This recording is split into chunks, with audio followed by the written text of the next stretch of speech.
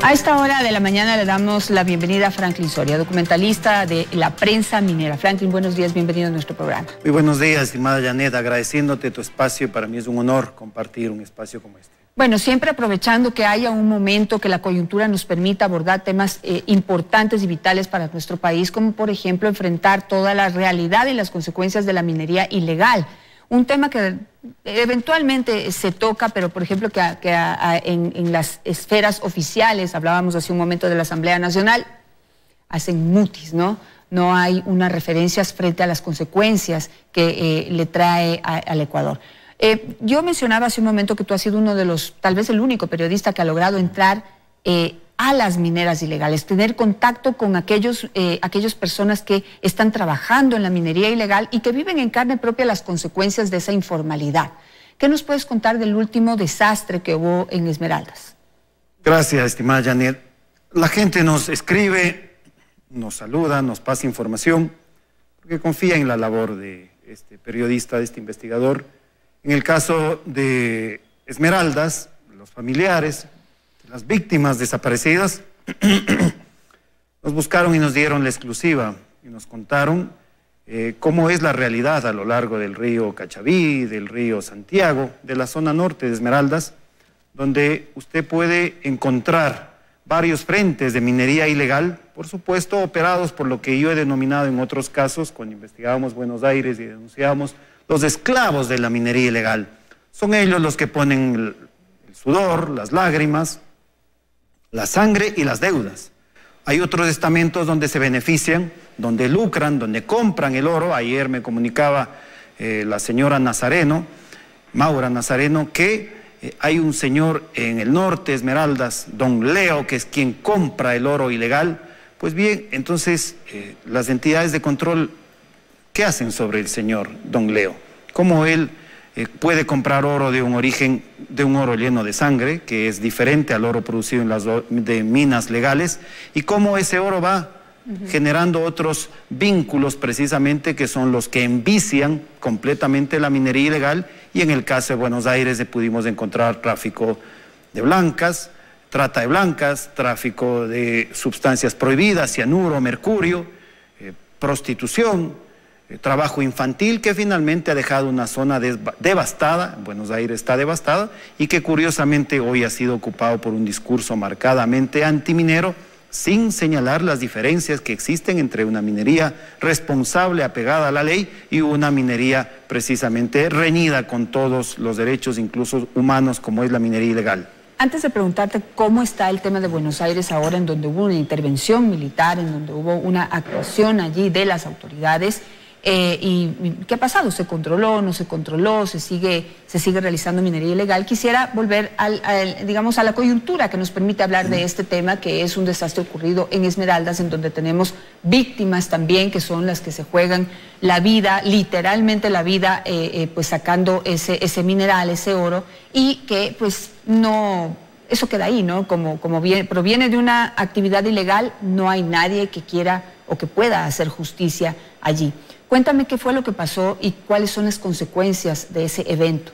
En la narración de las familiares y personas que estuvieron ahí, una de las señoras me contaba que ella quedó enterrada 3/4 partes en un lodo, y que en un frente del río Cachaví ellas se encontraban, conocido como los ajos, cuando de pronto la montaña se deslizó, sepultó a 30 personas, salieron muchas. Yo calculo que debe haber más víctimas, ¿no? Porque recordemos que hay migrantes, que ellos no registran su paso, su ingreso, precisamente por la frontera norte es conocido que se permite el ingreso, entrada y salida de ecuatorianos, venezolanos, colombianos, sin el rigor, el control necesario. Pues bien, esta parte está afectada también de aquello. Quedaron sepultados, lograron salir, y de una manera desgarradora, triste. Las madres contaban cómo de pronto se quedaron sin sus hijas, porque quienes mueren son mujeres que playaban en el río, que es una actividad de lavar el oro aluvial que ya viene siendo trabajado en la parte alta de la mina por la minería ilegal. Justamente me dijiste que trajiste un par de testimonios de ese evento, testigos de este desastre ocurrido en la provincia de Esmeraldas. Por favor, si producción me puede robar esos testimonios. Ya, pues mía de aquí es Lorenzo, se fue a trabajar porque mía no tenía un trabajo. Ella arrendaba, no tenía marido ya. Los 2 hijitos los dejó conmigo y salió mi hija a trabajar a Los Ajos, a un punto que se llama Barzal. Y mi hija había tenido un trabajo ahí en San Lorenzo, mi hija de ahí no se había ido. Por falta de recursos, mi hija perdió la vida. Por falta de recursos, mi hija perdió la vida. Una de las víctimas de este desastre que tú estabas mencionando. ¿Y qué pasa con estas personas? Es una madre, deja 2 niños que quedan ahora a cargo de la abuela, que no tenía trabajo, que nadie atiende sus necesidades, que además de ser víctima de la pobreza, es además mujer. En el Día Internacional de la No Violencia contra la Mujer, mira de lo que estamos hablando. ¿Qué pasa con todas estas víctimas? Pasa que la minería ilegal, los financistas de la minería ilegal, los políticos que coinciden con el discurso de la minería ilegal, no piensan en estos aspectos humanos, ¿no?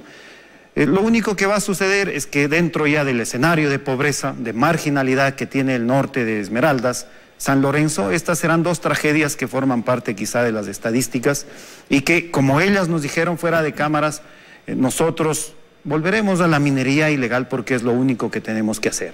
¿Qué puede hacer el Estado? ¿Qué podemos hacer la sociedad?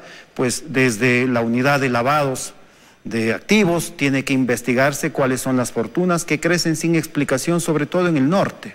Y que están identificadas, ¿no? Porque en Buenos Aires incluso hay una asociación de mineros ilegales que es increíble, ¿no? Sí, y que están identificados, pero incluso aquellos dirigentes esconden a los verdaderos financistas, porque es cierto, son los beneficiarios, y que, por ejemplo, ahí hacemos un llamado a la fiscal Diana Salazar,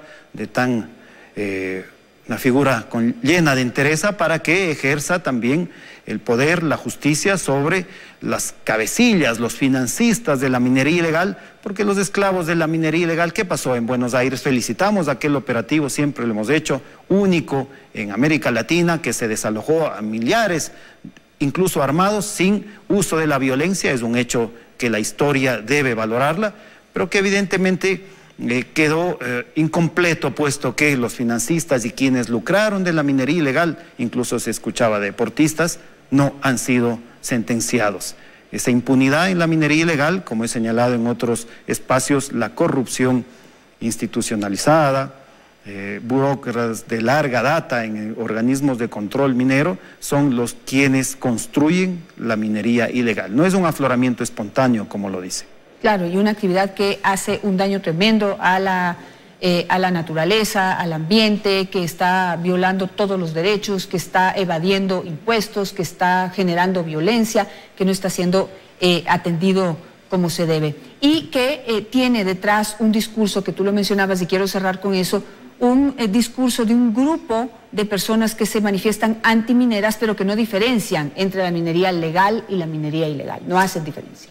Exactamente, estimada Janet, porque hay un cálculo político, ¿no? Hay una vocación política de construir un discurso cerrado contra la minería sin distinguir lo que es la minería que cumple con la ley, la que aplica tecnología y la que no. Es como ejercer la medicina. Hay una medicina que está registrada, patentada, con un respaldo científico, incluso punible si falla, y otra que evidentemente opera al margen, y que es precisamente este ejemplo la mejor muestra de lo que significa la minería ilegal en el Ecuador. Perfecto, Franklin, te agradezco muchísimo por estar esta mañana con nosotros, develando toda esta información que tú pues tan acertadamente recoges, que esperamos ver en un nuevo documental que seguro estás preparando, y que aquí siempre tendrás la apertura para poder abordar este tema tan importante para nuestro país, que causa tantas afectaciones y que pues realmente no se le da la atención que merece, principalmente de los ciudadanos, de los grupos políticos, etcétera. Gracias, Franklin.